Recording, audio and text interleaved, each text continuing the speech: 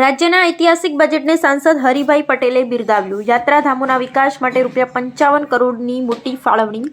રાજ્ય સરકાર દ્વારા રજૂ કરાયેલા ₹4.85 લાખ કરોડના ઐતિહાસિક બજેટ પર લોકસભા સાંસદ હરિભાઈ પટેલે ખુશી વ્યક્ત કરી છે.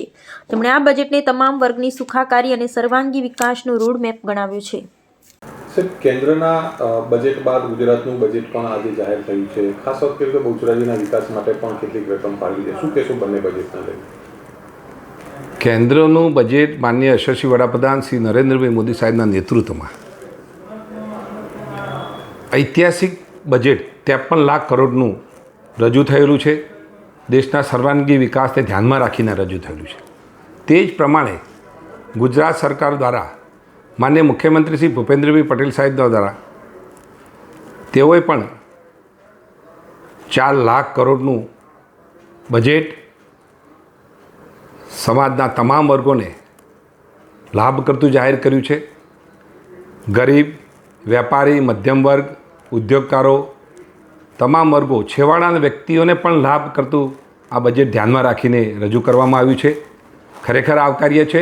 અને એમાં ખાસ મહેસાણાની વાત કરીએ તો યાત્રાધામ બહુચરાજી એમાં જે નવનિર્માણ થઈ રહ્યું છે, મંદિરનો જે વિકાસ થઈ રહ્યો છે, સાથે સાથે જૂનાગઢની પણ મહાશિવરાત્રિના મેળાની વાત છે, મા નર્મદાની પરિક્રમાની વિકાસની યોજનાઓ, આના માટે પણ 55 કરોડની જોગવાઈ કરેલી છે. આવકાર્ય છે. અને આ બજેટ ગરીબ, યુવા, અન્નદાતા, નારી શક્તિનો પણ ફોકસ થયેલું છે.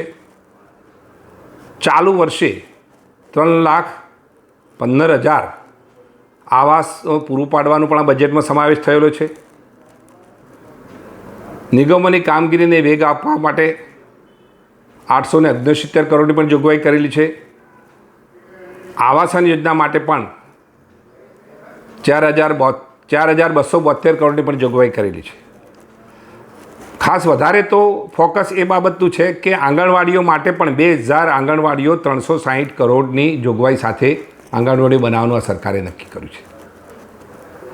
75 લાખથી વધુ કુટુંબોને મફત અનાજ આપવાની આ યોજના પણ એમાં જોગવાઈ કરેલી છે. મા યોજનામાં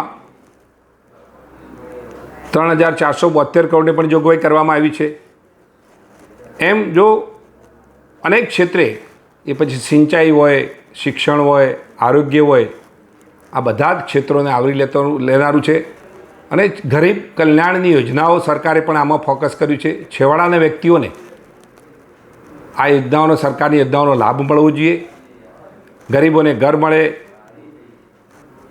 જરૂરિયાતોને મફત અનાજ મળે, આરોગ્યની સુવિધા, શિક્ષણની સુવિધા, નગરપાલિકાઓની પણ જે સુવિધા કરવામાં આવી છે, બાળ વિકાસથી પોષણની યોજનાઓ છે. દેશના સૌથી મોટા બજેટ અને ગુજરાતના વિકાસને નવી ગતિ પણ મળી રહી છે. બાળકોનું ભવિષ્ય પણ સુરક્ષિત આમાં રહેશે. 11 લાખ